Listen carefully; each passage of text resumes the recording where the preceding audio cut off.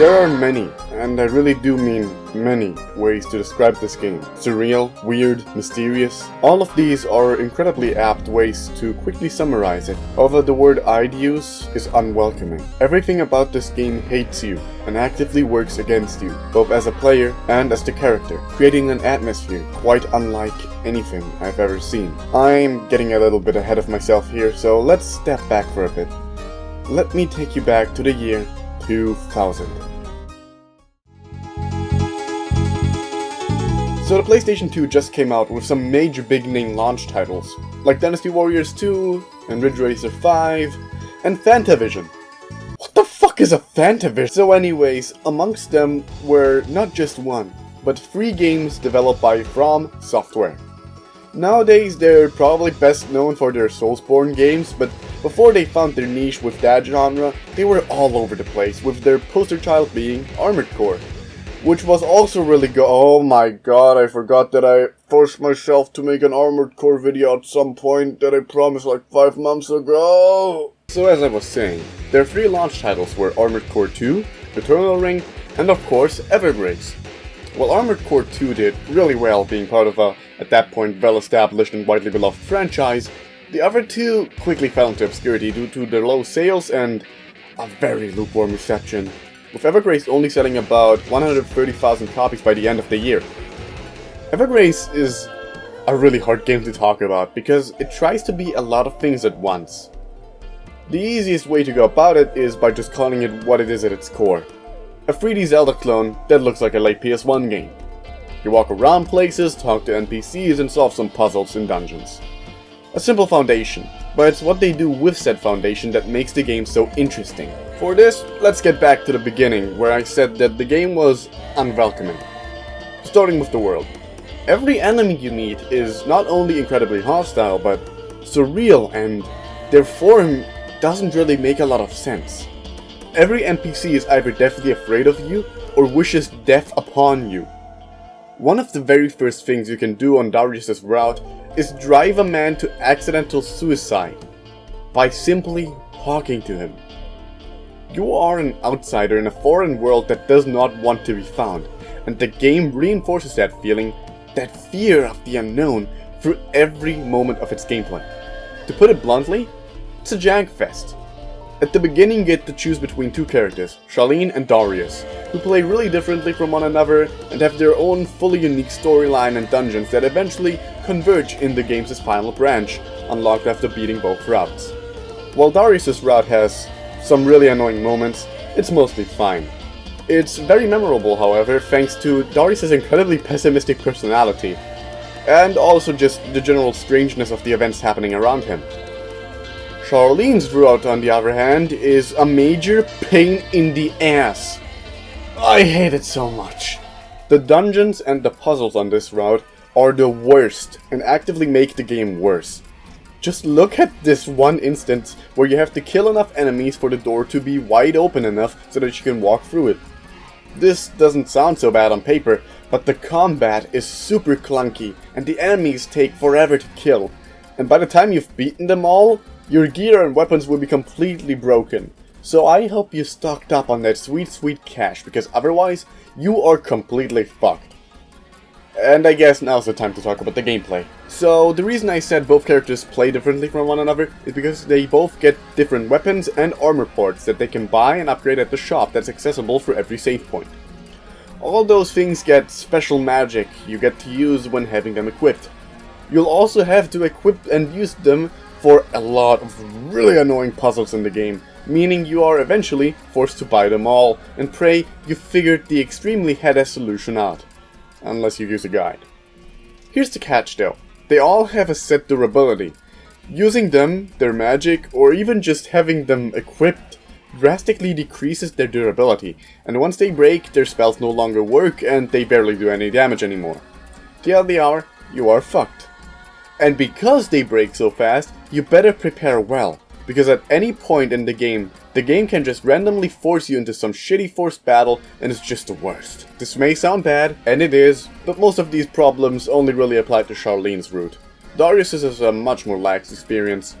With that being said, however, Evergrace isn't exactly the kind of game you play for the gameplay. It's an experience above all else, and a large part of that is the setting and the atmosphere. So let's get into it. Enter Darius, a young man with a mysterious mark on the back of his hand. This is the crest, a symbol that causes pain, suffering, and misfortune unto all around those that bear it.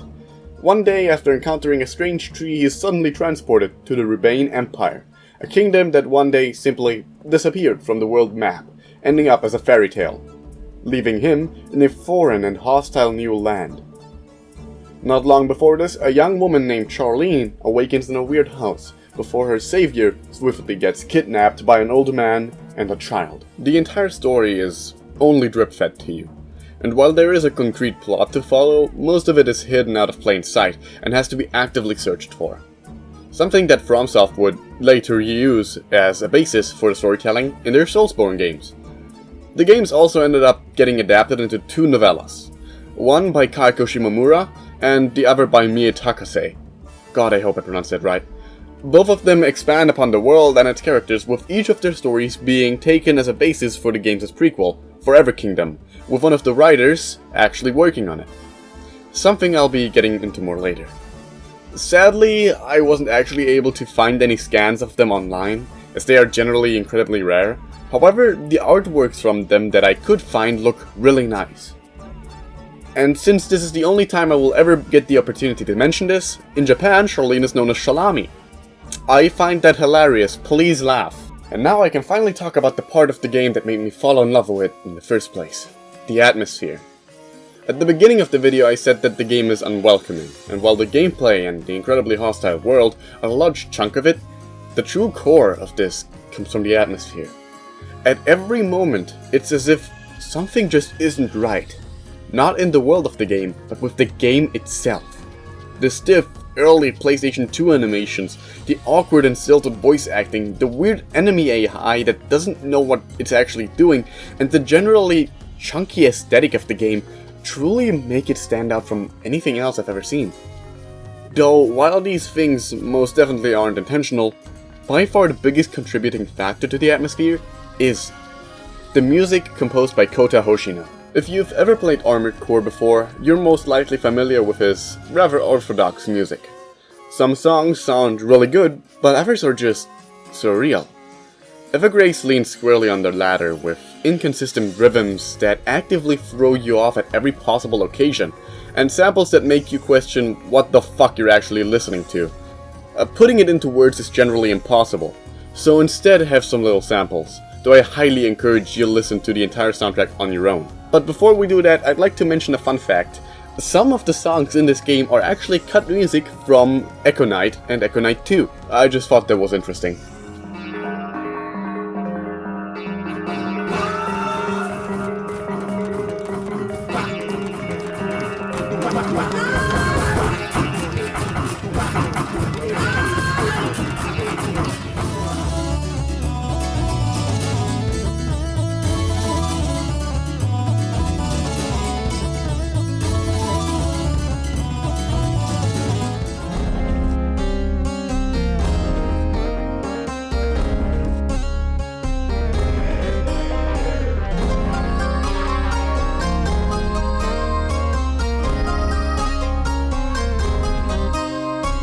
And that's really all there is to this game. However, despite selling really poorly, it still somehow gained a cult following large enough to warrant a sequel, in the form of Evergrace 2, known as Forever Kingdom in the West. It tells the story of how Darius got to the tree in the first place, and explains the big apocalypse that made everything go to shit to begin with. A decision that I'm personally not too fond of, as it takes away from some of the mystery built up in the first game in my opinion. While I'd love to talk more about it, my physical copy is scratched to hell and back, and emulation of it is still rather rocky. Hell, I'd go as far as to say it's borderline unplayable. I won't be showing any footage, as I don't want to give anyone here a seizure, but should it one day no longer burn my eyes out, then hell, I'll gladly come back to review it, as it has most definitely gotten enough content to warrant a video on its own. But until then, there's only one thing left for me to talk about here. In case it isn't obvious, the game takes a lot of inspiration from Berserk, a popular manga written and illustrated by Kentaro Miura, who sadly passed away on May 6th of this year, leaving what is essentially his life's work unfinished. While I myself only got to read it earlier this year, the influence of his work is felt heavily throughout a lot of media, as well as a lot of games that I am truly passionate about, such as Devil May Cry and Dragonir, but also a large part of FromSoft's library as a game developer, most prominently in their Soulsborne franchise and Evergrace. His work has left a huge mark on the gaming industry as a whole, but also me as a person. It is thanks to some of these games that I was able to become the person I am today, something which I am eternally grateful for. May he rest in peace.